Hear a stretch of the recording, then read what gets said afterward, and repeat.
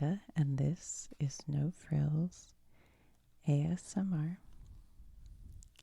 So I recently saw a production of West Side Story, and it was excellent. And it got me thinking about the contrast between West Side Story and the play Romeo and Juliet, on which West Side Story is based. And so I have no idea where this video is going, but I've been thinking about it. So I thought we could talk about it. I have a video from a few months ago, maybe in November, that is about Shakespeare and the different kinds of plays Shakespeare wrote. I think it's actually a pretty good video. I don't know, I haven't watched it in a while, but I'll try to link it like right here. If you're curious, you could click over there and watch it. Because I don't think anyone watched it, because nobody wants to hear about Shakespeare. But I won't go into I'm not going to lecture you or anything. Anyway, so I saw this production of West Side Story. You guys, it was so good. And I have seen 2 productions of West Side Story. One at Michigan State University in probably 1989 or so, in a black box theater, which I talk about in my theater video if you're curious. Anyway, and then I saw the Steven Spielberg movie of West Side Story, and he changed a little bit from the original, but it was good. I thought it was good, but I'm talking about the original version of West Side Story today. So if you don't want Romeo and Juliet, the Shakespeare classic from 89, or the musical West Side Story, another classic from 1959, I think, spoiled, then maybe don't watch this, because I might spoil it, because we're going to kind of talk about how things were a little bit different. So this record, LP, is the soundtrack from the movie West Side Story, which came out in, I think, 1959 and starred Natalie Wood. And when they made the musical, actually the movie came out later. The Broadway show came out in 59, I think. But that was, the music was by Leonard Bernstein, and the lyrics were by Stephen Sondheim. So there is a recent movie called Maestro about Leonard Bernstein, and they kind of talk about West Side Story a little bit. But anyway, whoops. So West Side Story is basically, if you know the story of Romeo and Juliet, it's very similar, except that Romeo and Juliet were 2 families in Verona, Italy, who hated each other. And that is the basics. That is the, that's kind of the story of Romeo and Juliet. They're like the Hatfields and McCoys, but they're what are they? Oh, the Catapults and the Montagues, something like that, I forget. I've actually never seen a version of Romeo and Juliet. So, but I have read the Cliff Notes, I think. But the West Side Story sets the story of Romeo and Juliet in New York in the 1950s. And there are 2 gangs. And one gang is called the Jets, and one gang is called the Sharks. And the Jets are, they're the kind of white guy gang, but they're still not wealthy. They're still kind of the considered kind of low guys on the totem pole. They're immigrants from Poland and Ireland, I think. They make a comment about that. And then the other gang, the Sharks, are Puerto Rican. And they're both lowly in society's view, but the police, who don't like any of them, definitely treat the sharks worse than the Jets. Like they look to the Jets to like help get rid of the sharks. So it's, there's all kinds of racism and stuff going on. And class, class stuff. But it's really good. And the choreography, in fact, who was the choreographer? Let's see. Choreography by Jerome Robbins. I don't know anything about dance at all, but what I know is it must have been really cool to see this in the 1950s because they were doing this like, it was real jazz inspired and it has a funky, like off rhythm beat a lot of times. And the dancing, even in the old one, was like ahead of its time and really cool. And like in this new version I just saw, they were still using a lot of the moves, like the moves you've seen 100 times, but then also putting in some new stuff. And I just thought it was great. It was so cool. They do a lot of like this kind of jazz stuff, but they still seem tough while they're doing almost like ballet moves. It's cool. It's real cool. And then like because they have the Puerto Rico, they have a lot of the Puerto Rico culture like kind of being shown. They have a lot of dances that have that feel to it. It's fun. It gives it a lot of energy. So anyway, the Jets and the Sharks, of course, hate each other. They all go to a high school dance. And while there, one of the Jets, although he's kind of trying to get out of the Jets, he's older now and he wants to live his life, but he's sort of been drawn back into the Jets. His name is Tony, and he's at the dance. And then one of the Sharks, the head of the Sharks, his little sister is named Maria. And at the dance, Maria and Tony meet. And they are our Romeo and Juliet. And they fall madly in love. And they end up she works in a wedding dress shop. And so they put on a tuxedo, kind of a wedding gown and tuxedo kind of thing. And then get married.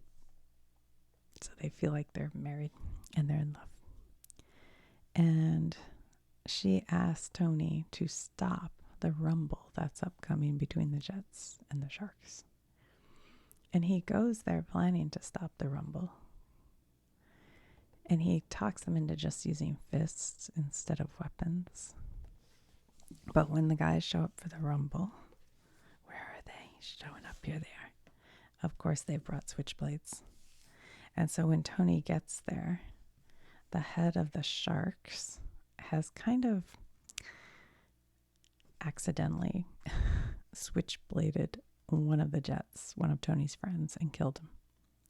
And Tony is so angry that he picks up his friend's switchblade and goes and kills, I think his name's, I want to say Bernardo, but I can't quite remember. Yeah, Bernardo, the head of the Sharks, who is Maria's brother, and kills him.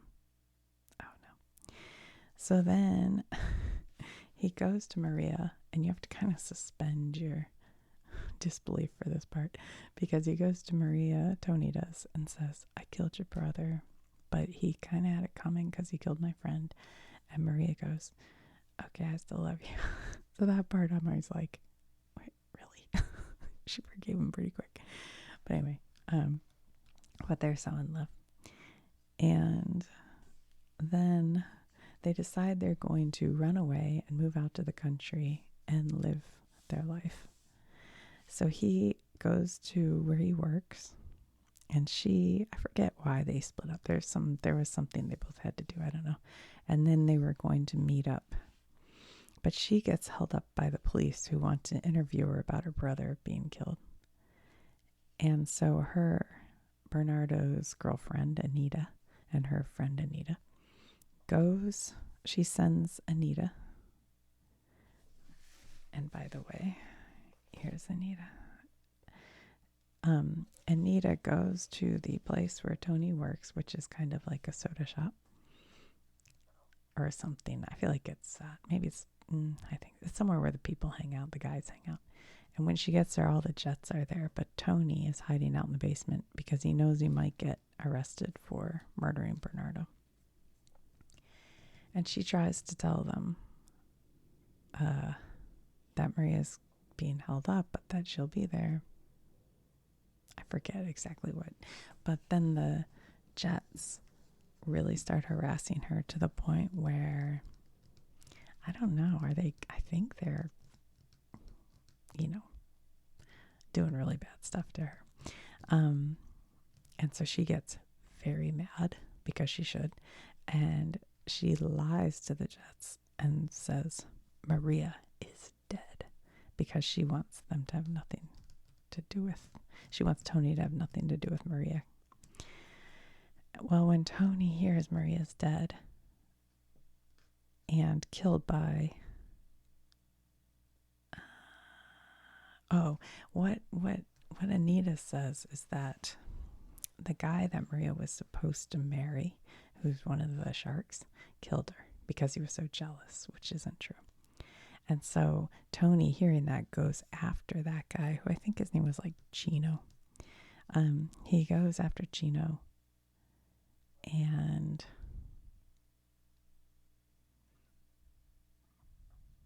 he has heard Maria's dead. I think that's what it is. He goes after Chino, but then Maria shows up and goes, Tony, Tony. And he's like, oh, Maria, you're alive. But Chino has come around and shoots Tony, because he's mad that Tony killed Bernardo. I guess that's why. So then Tony dies. And so that's the Romeo dying. And then Maria grabs the gun, and the guys are like about to fight again, and she starts pointing the gun at everyone and says, every one of you is guilty of killing him. Every one of you killed my brother. Every one of you killed Tony. Every one of you killed, I forget the name of the first guy who they killed. And so then they all kind of realize they've been idiots, and they pick up the bodies together and carry them off, and Maria walks off behind them, and it's a very sad ending. By the way, in this movie version, Rita Moreno played Anita, and she's freaking awesome. So that is how West Side Story ends, with Tony having died and Maria being left alive to mourn the death of her brother and her lover. So that's the end of West Side Story. And if it's done right, it's super powerful, very powerful. And after I watched that, I was like, wait, is that how Romeo and Juliet ends? And that's what got me thinking about it. So I was kind of looking up to see, in this giant complete works of Shakespeare book,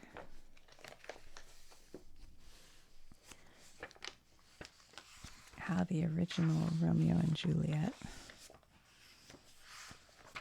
what were the differences? And, one thing is they're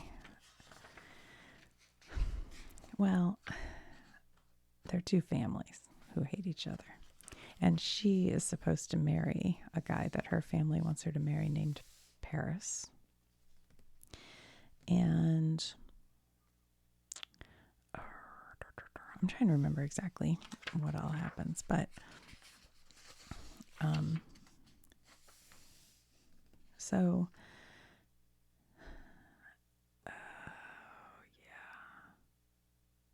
well, the big difference between these two is that in the play Romeo and Juliet, they fall in love.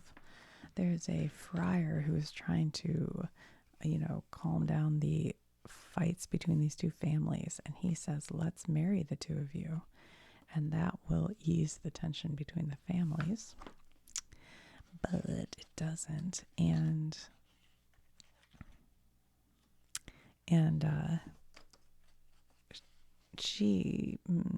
Juliet is supposed to marry this Paris, but in order to get out of marrying him, because her family says you're going to marry him tomorrow, the friar gives her an elixir that will make her seem like she's dead.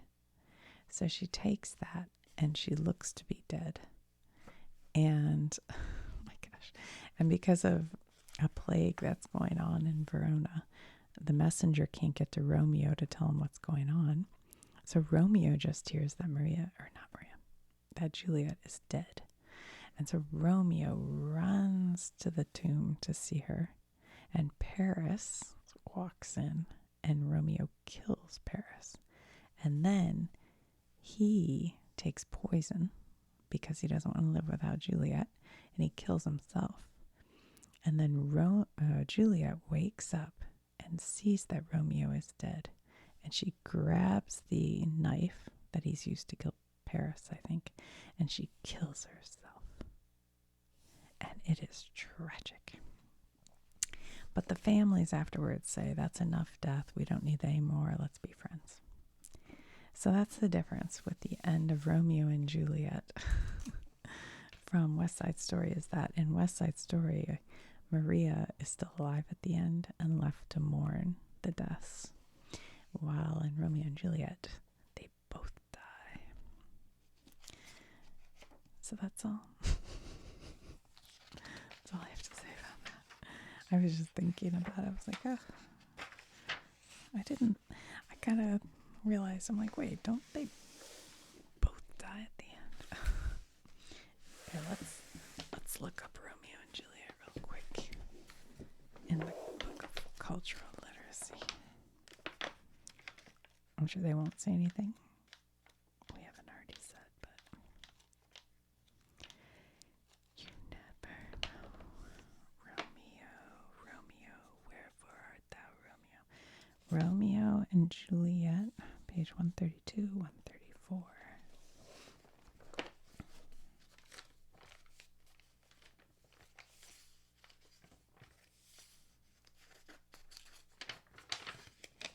Page is folded.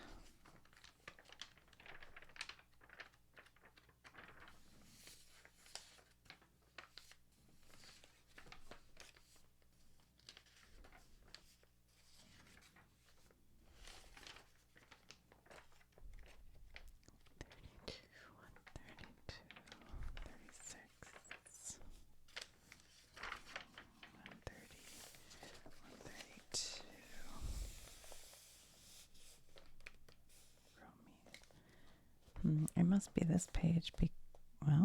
132.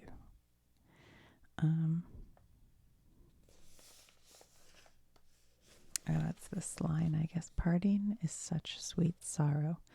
A line from the play Romeo and Juliet by William Shakespeare. Juliet is saying good night to Romeo. Their sorrowful parting is also sweet because it makes them think about the next time they will see each other, which I think is when they're both dead.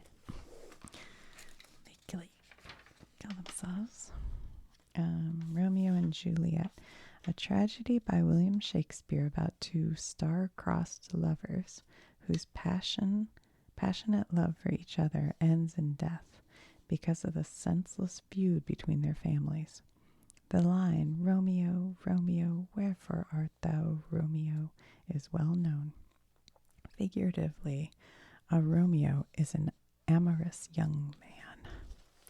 Then they have Romeo, Romeo, wherefore art thou, Romeo? Words from the play Romeo and Juliet by William Shakespeare. Wherefore means why. Juliet is lamenting Romeo's name, alluding to the feud between their two families. See, what's in a name? That which we call a rose by any other name would smell as sweet.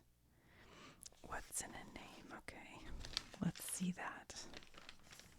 Is it right here?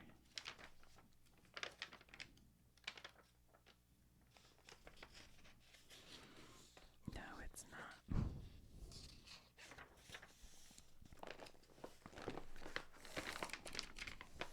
Yeah, the meaning of, I think, what's in a name, a rose by any other name would smell as sweet, is just kind of about these families are fighting just based on their names. But it's like, what difference, does a name make? If you're a good person, you're a good person. What's in a name, page 141.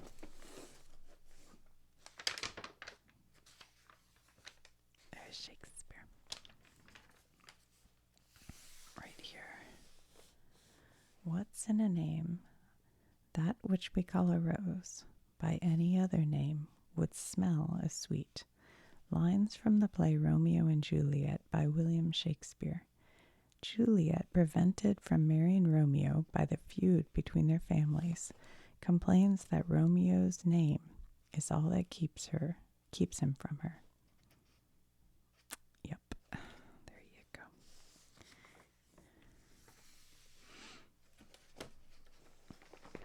So I wonder if somebody were to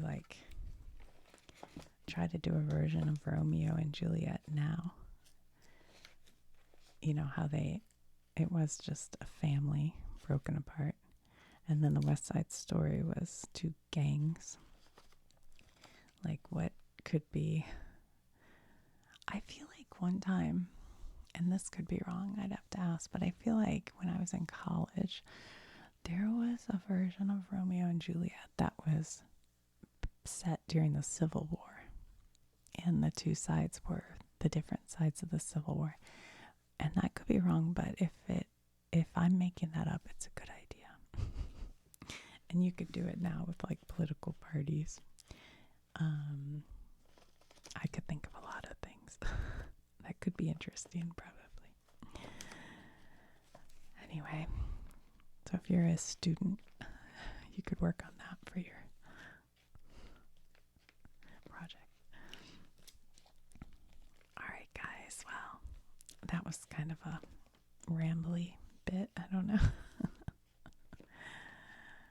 I was just thinking about it. And all I can do is talk about